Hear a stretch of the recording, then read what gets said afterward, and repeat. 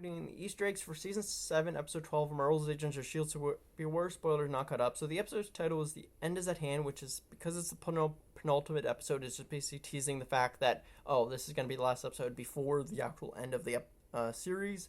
And it actually was referenced at the end of the episode by Sybil, saying that the S.H.I.E.L.D. teams, this is the last time that the S.H.I.E.L.D. team will be back together, at the end is at hand and whatnot. So yeah, but at the beginning of this episode we have Mac, Sousa, and Daisy on about to attach themselves to Zephyr 1, and you have Mac bring up his nickname for her, saying "nice flying tremors," which Sousa replies, "I thought it was Quake," because he never knew that Mac actually gives other people nicknames, and Tremors is hers.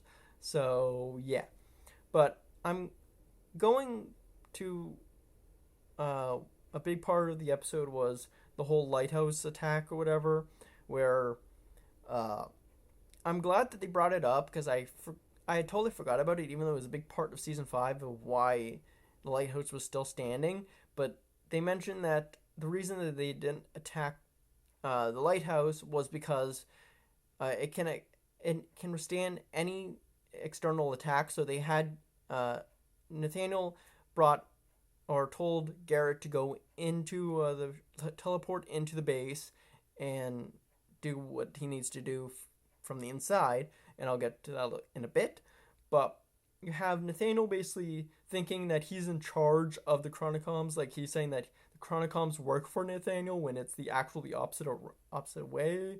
And you have Cora confronting Nathaniel, basically was killing Jiang a part of the plan, and he's twisting exactly what actually happened for in his favor, saying that he basically saying that Cora was a mistake, even though that's not none of that stuff was actually said by Jiang. So he's trying to keep her in line and check, so she doesn't turn on him. But we obviously find out that doesn't work later on, but I'll get to that in a bit.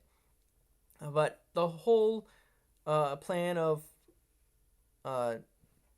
Garrett teleporting into Lighthouse, he's talking to Nathaniel over the walkie-talkies or whatever, and he calls himself the Big Bad Wolf, which is obviously a reference to Three Little Pigs, Little Red Riding Hood. But then he ends up continuing saying that the Big Bad Wolf's in the hen house, which could be a play on Season 2, Episode 5, because that episode was called The Hen in the Wolf House, which was with Simmons going into Hydra. But here you have Garrett going into a S.H.I.E.L.D. base and going. So it's possible that it was a play on that, but I don't think it actually is. It's just a coincidence, I guess. So yeah, but you have, speaking of Simmons, you have Simmons not knowing who Fitz is and whatnot. So Deke tries to jog her memory by impersonating him with the Scottish accent, and he puts his hands on his hips just like Fitz does a lot of times, and you actually see Deke do that at least once, I believe, back in Season 5, Episode 13. So it's not the first time he's actually stood like this, but this is more of an exaggeration, for comedy purposes. But you have Deke mention that I'm bio, I'm tech, she's bio, something along those lines. Basically the same thing that Fitz says when we first meet him back in back in the pilot, introducing himself to Ward. So it's a nice little callback to that. And I believe they even say that a couple times, they say something along those lines a couple times, but I'm not 100% sure. I could be wrong, but since it was a bad impersonation of Fitz, Simmons mistakes the impersonation for James Bond, which, okay, sure, but I don't know exactly why she thought of that. It was James Bond, but sure. But going back to the Lighthouse, you have Coulson realize what's going on, and he for some reason combines Chronicom and Bomb together and call it Chronobomb. That's what Garrett's putting on in the lighthouse. So yeah, but you have, since Coulson is a techie, he once they found the specs or plans for the device that stopped Gordon back in season 2's finale. Coulson was able to figure out how to make it, and and was able to put it on Garrett. But you have this whole conversation saying that the room that they were in that caused Coulson his hand, and that Coulson was saying it was a big deal at the time, but now that he's a full-on robot, it's really not a big deal anymore. So yeah, it seems like he's come to terms with all the changes that's been going on in the past 7 years for him. So yeah, and going to Mac and Sousa. Mac's not really happy finding out that S.H.I.E.L.D.'s been destroyed by robots, because as we know, back in season 4, Mac is not the biggest fan of robots, and it was actually referenced back in the first episode of this episode of the season. So I like that he's not happy that it was the robots that took them out. So yeah, and you have, like I mentioned earlier, that Nathaniel's lying about exactly what happened in the past and with Jiaying and whatnot. But here you have what's called Nathaniel twisting the facts about what actually happened in season 5 with the world quaking apart, saying that it was Daisy who did it. But we know that's actually not true. It was actually Graviton that did it. But it's kind of interesting because in the future, everyone was blaming Daisy. So you could say that Sybil only showed them that, and it wasn't actually, he doesn't actually know the truth. But I don't know if that is actually the case, that he might know the truth, but he may not. But I really think he does know the truth, and he was just twisting the words around, or the truth around, just to keep Cora in check. But it would be interesting if Sybil actually only showed him the future parts where everyone was thinking, oh, Daisy's the one that quaked the world apart. So yeah. But you have Mac and Consusa confronted by the Chronicoms, and Mac uses a device that we haven't seen since season 1, and it's called the Thunder Stick, which was used back in season 1, episode 2, and then season 1, episode 17. First one was by Ward, and the other one was by Coulson. So yeah. And not sure who said this, or who he said it to, but he mentioned he was catching someone up.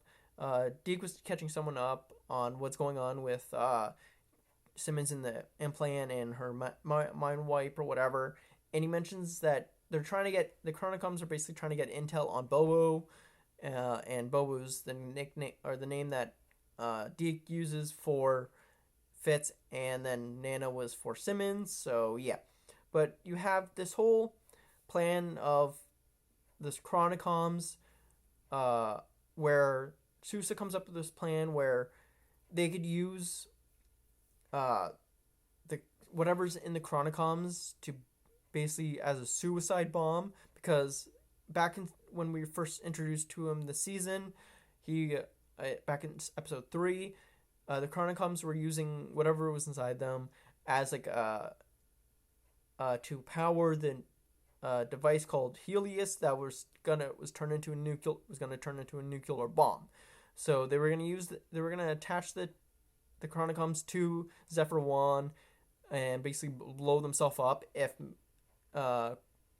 Daisy and Deke and Simmons did not make it back in time. But they come up with a different plan later on where they could attach them the Chronicoms to rockets and power them up more than it was earlier on in this episode, and make an actual big explosion so they can actually get out of the hangar doors. So yeah, but you have on the lighthouse storyline, Coulson finds out that there's a coded message going around or whatever about a location for on an 084, and they ended up going to the speakeasy safe house thing that we've been dealing with later on. Been dealing with this whole season. I'll talk about that later on. But there's this character that we meet. We actually met last episode, and was actually given a name this episode, and it's Agent Kimball. There is two Kimballs in the comics. I don't think either of them are who this person is. It's just a coincidence that they use the same name. But there is Thomas Kimball, and that was in a comic book for Captain America, or Agent Kimball, or no, Thomas Kimball was actually in the 1990 movie Captain America, and he was the president at the time. I highly doubt that's who they're referencing. But then there's another one that's Jason Kimball, who was introduced in the Thor comics in Thor number 202 in August 1972. So I don't think either of them are actually supposed to be Agent Kimball. It's a very big coincidence that that's what their name is. So we have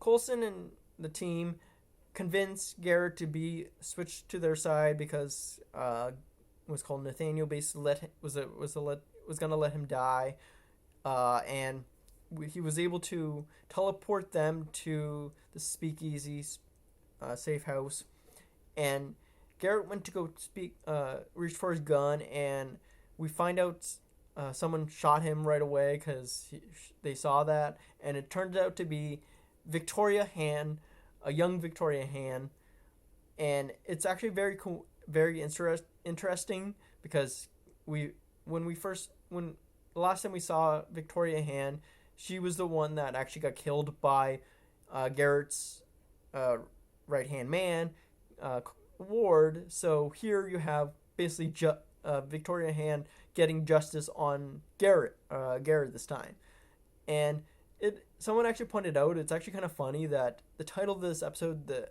End Is at Hand," kind of could reference this as well, because Garrett met his end by the hands of Victoria Hand. So it's kind of very interesting there. So yeah, and we have this thing that a whole bunch of SHIELD agents were sent to this location, just like Coulson and their team were sent to this location. And it turns out that throughout the years since Enoch was left behind in 1931, he was building these little pieces of tech and scattering them around each decade up until this point of 1983, with the help of Agent Koenig. But this guy actually mentions one of the Agent Koenigs. I'm not sure if our Koenigs, like Eric, Billy, and Sam, would have already been born by now. So I don't know which Koenig they're referring to, other than Hazard Koenig that we met back in the first episode of the season. But I don't know why he said one of the Koenig. So yeah. And I really like the fact that the way that Simmons found out, or was able to